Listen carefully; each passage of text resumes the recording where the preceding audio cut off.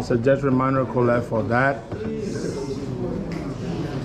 The national chairman of our party, Honorable Theodore Momo. Another party officials, Dr. Kamo. And we want to welcome each and every one of you here present to this all-important press conference.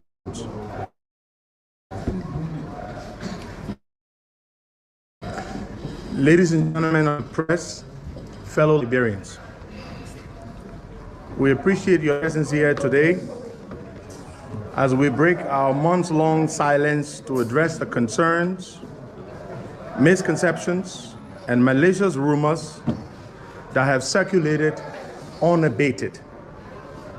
We understand that our extended period of silence has raised questions among our supporters and the public at large.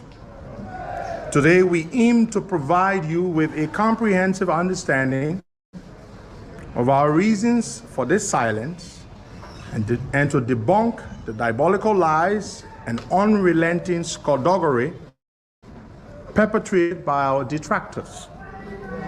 First and foremost, we want to emphasize that our commitment to real change and a better Liberia remains unwavering. We firmly believe that our period of silence enabled us to have a sober reflection, consultation, and healing as a necessary investment in our collective growth and success. It has allowed us to emerge stronger, more focused, and better equipped to tackle the challenges ahead. We extend our gratitude to all those who patiently stood by us, recognizing the significance of this process and the positive outcomes it will yield. As we break our silence today, we do so with renewed determination and a clear sense of purpose. We stand ready to face the future, guided by the lessons learned, the wisdom shared, and the healing experienced during this period. Together, we shall forge a path of progress, unity, and prosperity for our party and our beloved nation. It is very important for us to begin this statement by giving some background on the steps that we in the ALP have taken in support of Ambassador Boakai and for what we believed would be for the betterment of the Liberian people. ALP's relationship with and support for Ambassador Boakai and the Unity Party began during the 2017 elections. After the first round of the general and presidential elections of 2017, the All-Liberian Party, led by our dynamic leader, Honorable Benana Uri, made a clear and what we believed to be a patriotic decision to rally our forces and stand firmly with the Unity Party and its standard bearer, Ambassador Joseph Yoman Boakai, as they faced off against CDC's then Senator George Weah in a fiercely contested runoff election.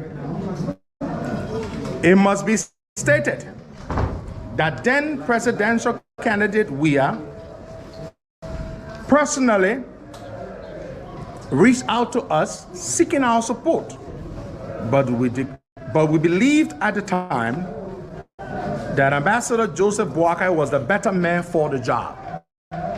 So we declined George Weah's frantic appeal for our support and went with VP Joseph Boakai instead. Ever since then, the All-Liberian Party supported former Vice President Joseph Boakai in every way, shape, or form in the interest of our country. During this period of support, his friends became our friends and his enemies our enemies. A few years ago, our political leader, Honorable Uri, set off some nerves in the camp of our former CPP partner, the ANC, when he publicly stated and announced that he would not be vying for the presidency himself, but rather he believed that Ambassador Joseph Boakai should be crowned the standard bearer of the CPP because of his experience and seniority, amongst other reasons. That single announcement, which I must admit, wasn't exactly a derived position of our party, caused a deep rift between us and the Alex Cummings camp. However, we believed that there was a need for a decisiveness to ensure that a clear path for opposition victory. He made a clear decision to support Ambassador Boakai without any posturing or request for anything for himself or the ALP.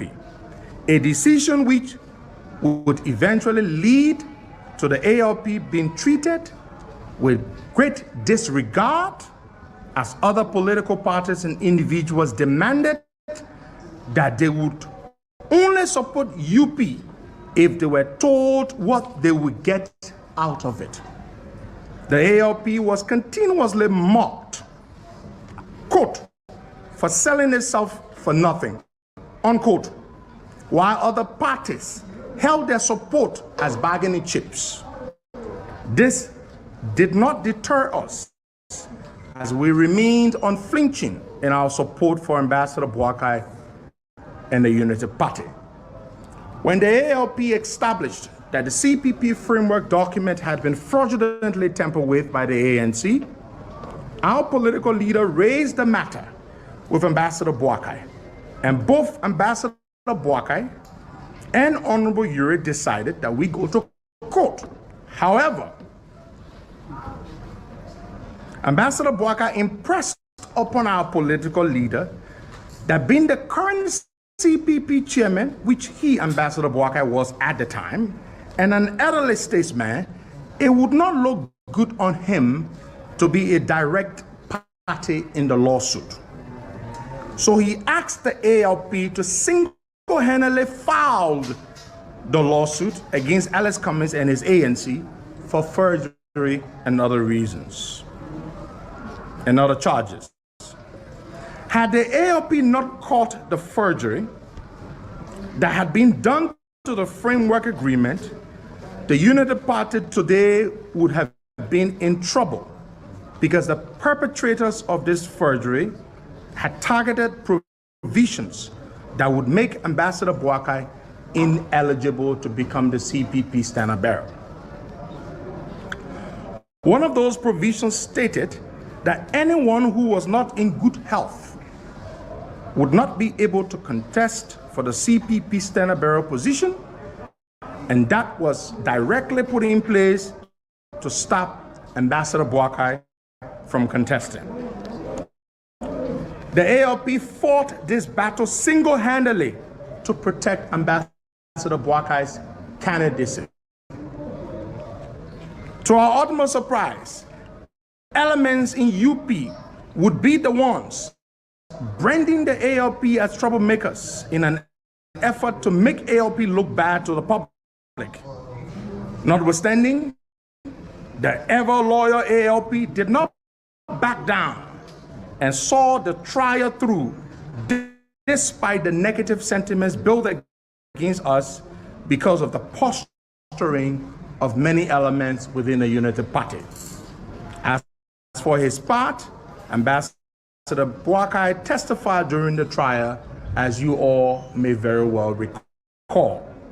Sometime last year, Ambassador Boakai asked to meet with Honorable Uri, and in that meeting, he expressed a grave concern that he feared that Madam Ellen Johnson Shirley might be to undermine his leadership in the Unity Party, which he believed could destroy his presidential ambition.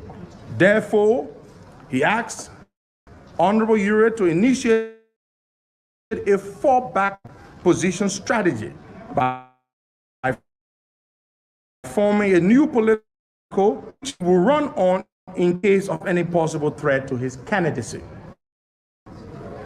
Mr. Ure, a deeply loyal ally to Ambassador Joseph Boakai, wasting no time, proceeded to recruit veteran Liberian political activist and politician Professor Larry Tukpa, who graciously accepted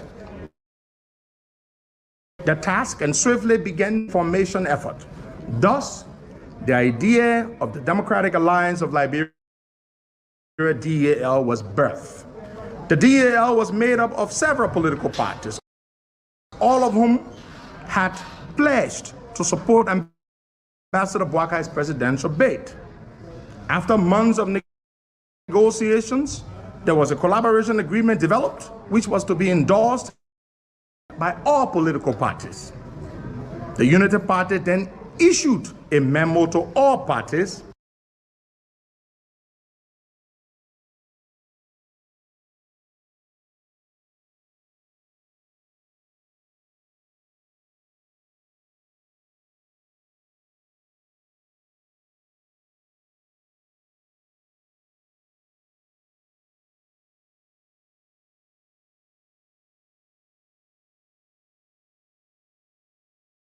that they did not need an alliance to win the election, and they will run as Unity Party and only ask for the other parties to endorse them.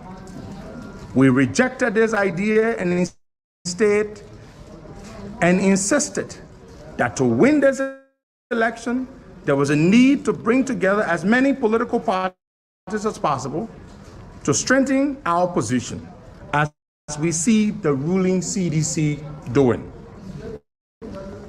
We later discovered, to our utmost shock, that the likes of Brownie Samokai, Francis Yumaling, Kofi Woos, and their ilk learned of this new move and persuaded Ambassador Boakai to disengage from it and instead propose their own vehicle to him, something they called the Alliance.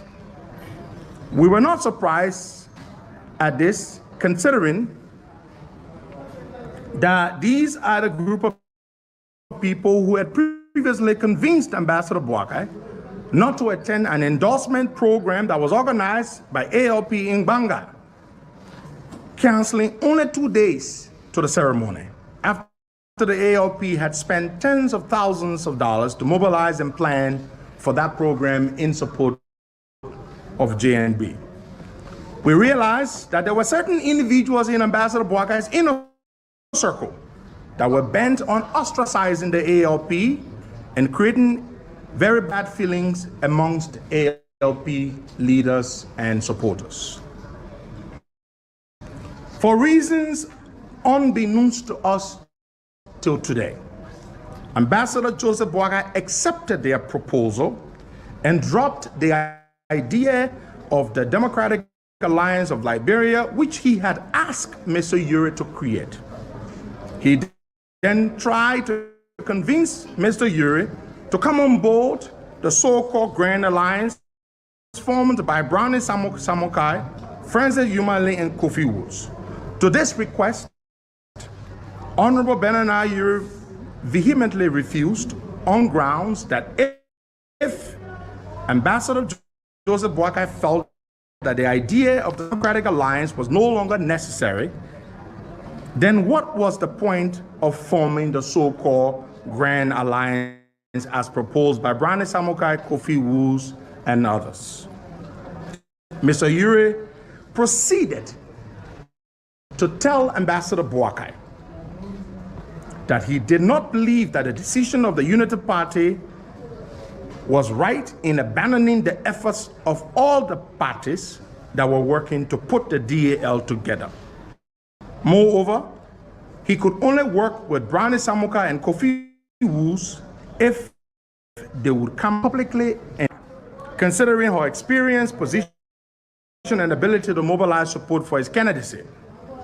We agree to see things through with these options. So on Thursday, March 16, Ambassador Joseph Boakai and a delegation of 4 persons boarded a Kenya Airways flight and landed in Accra, Ghana an hour and a half later for his meeting with my financial backers.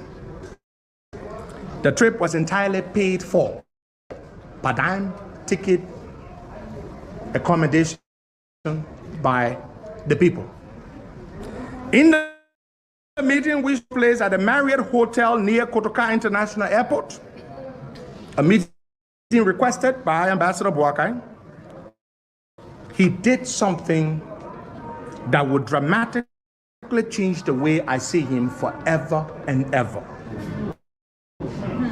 When he got into the meeting with the potential financiers, Ambassador Joseph Boakai used the opportunity to badmouth me to these financiers, saying some of the most negative things about my character to them.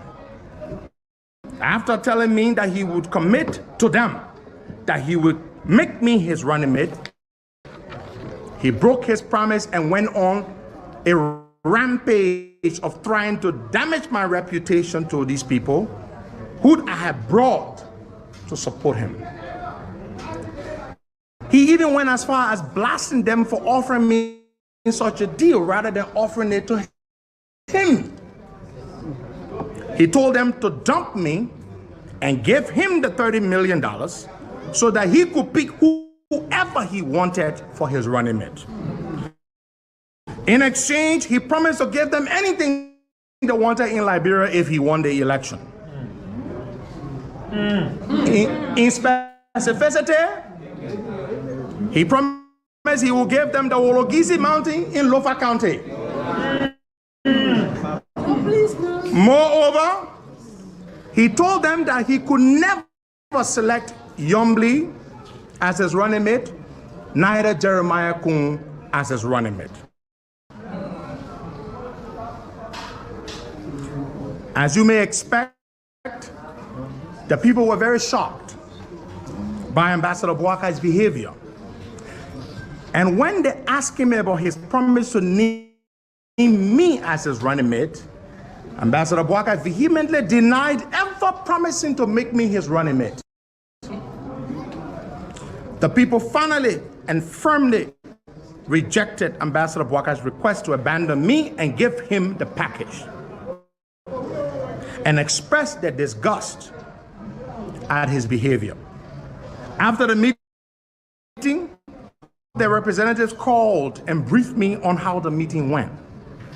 And as you can imagine, I was deeply disgusted, disappointed, and felt betrayed by a man I had come to consider a father figure and done so much for. My whole body was shaken with sadness and anger coursing through my veins upon hearing of Ambassador Boakai's wicked betrayal. When I managed to calm down a bit, I placed a call to Ambassador Boakai and added his son, Jojo Boakai, Mrs. Louise Tamba, Mr. Sajoni, and Ms. Tilia Ure to the call. The call was to express myself to him for what he had just done to me. During our call, which lasted for almost 2 hours, I vented and expressed my deep disappointment at Ambassador Boakai's painful betrayal towards me. I was hoping, fellow Liberians, that the news of Uncle Joe's betrayal of his favorite, most dependable, greatest ally, as he always called me, was not true. But sadly, Ambassador Boakai confessed on the call that he did indeed betray me. After confessing his cruel action, he went further to apologize. He said, and I quote, "Henry, I am not too old to say sorry when I have wronged someone. And what I did to you was very wrong. I am sorry. Please forgive me." unquote. After he uttered those words in a seemingly sorrowful tone, I instantly felt sorry for him and blamed his action on the desperate financial situation he was in. The man had just wronged me, but yeah, I was making an excuse for him. I accepted his apology, and we moved on to discuss how we would salvage the mess and try to get the funds for the campaign. On that call, I even told Uncle Joe that he did not have to select me as his running mate, but that we needed to find a way to bring the people back to the table so as not to lose that great and golden opportunity. There were many other things that we discussed on that call. The call eventually ended with Ambassador Boakai promising to hold consultations with his party officials and close advisors to inform them that he, Joseph Human Boakai, was now putting me under consideration for his running mate because he needed the financial resources and that he believed I would serve him loyally as vice president if he won the election. To this date, we are still confused about his action and how he treated me. He did not have to promise me anything because I was not entitled to it. So he simply wanted the money. If he simply wanted the money without picking me as his running mate, he should have simply told me. And I would have fought hard to try to get the people to support him without making him pick me as his running mate, because this is how much I used to believe in and care on. When Ambassador Boakai returned to Liberia on Saturday, March 18, our night again.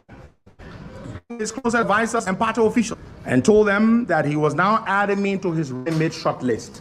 That is how you heard my name in the running mate conversation. It was Ambassador Boakai who put my name on the short list. The very next day, on Monday, March 19, he drove to Carisburg to consult with the leader of our party, Honorable Benana Ure.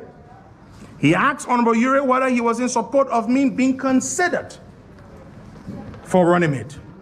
And Honorable Ure told him that he was fully in support. However, that it was up to him, Ambassador Boakai, to make his pick of whoever he felt was best suited for him. Fellow Liberians, what came next was extremely horrible and unbelievable. The same people that we had supported and worked very closely with for so many years suddenly turned on us and began to fabricate wicked and crazy lies against us. It began with a nonsensical lie that the financial backers that Ambassador Boakai had met with in Accra, Ghana, were fake, and that they were agents of the CDC government.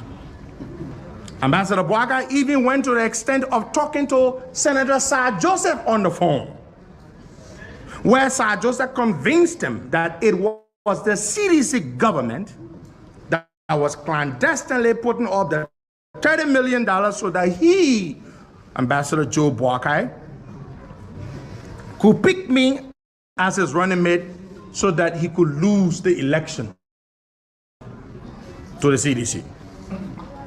I was shocked that my Uncle Joe would now begin to believe opposition officials against his favorite and beloved nephew.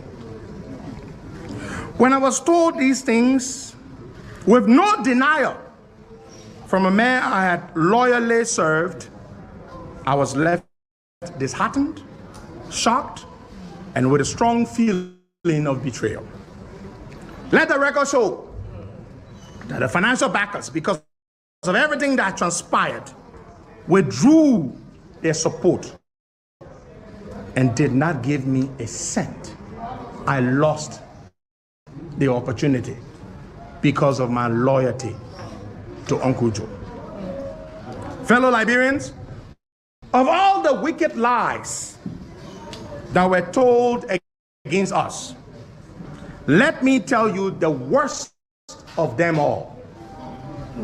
When Uncle Joe went to the States in late January of this year, a week after he was discharged from EOW Hospital, and upon his request as usual, I scheduled several medical appointments for him with his cardiologist, heart doctor, and an internal medicine doctor. All the medical examinations, EOW Hospital and from the doctors in the United States, concluded one finding.